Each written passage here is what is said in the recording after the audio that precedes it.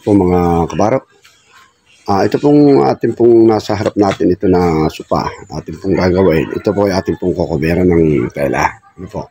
Ngayon, ang gagawin po natin dito, kita niyo po ito. So, sandalang ito. Hindi ko na po yan aalisin. Ano po, at papatukan ko na lang ng foam na media. Tapos saka natin babulutan. Parang pinaka-finishing, huwag lang masalat yung dati. Tulad nito, huwag lang masalat ito.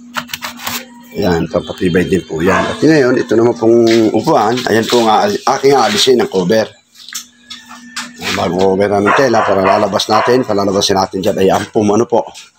At yung ilalim, yan ay atin po tatabunan na rin lang yan. Ano po, silbing tibay din.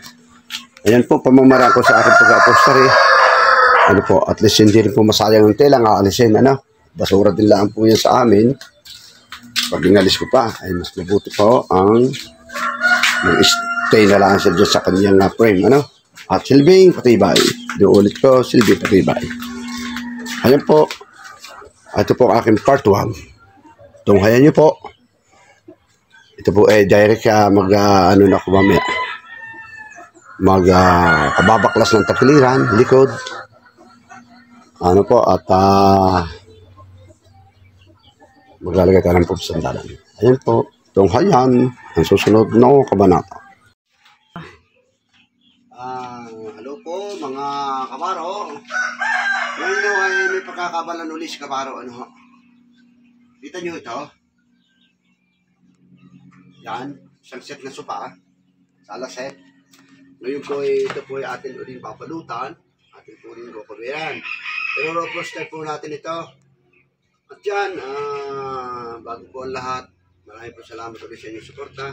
Sa inyo pong pagtangkilik, sa inyo pong pagsunod, subaybay sa aking mga ina-upload na video. Ayan, mag-ingat po kayo palagi.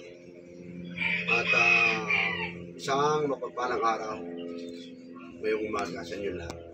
Ayan po. Kabaro, ito sa totoo lang, ako rin po nag-upholstery nito, ano. Ito po inabot ng 5 taon. Yan. Naka-5 taon po ito sa may-ari. Ayan. Ngayon, i-upholster po ulit at ngayon, nagsawa na po sa leather. Ang gagawin po nila ay papalant na po natin ito ng tela. Ano po?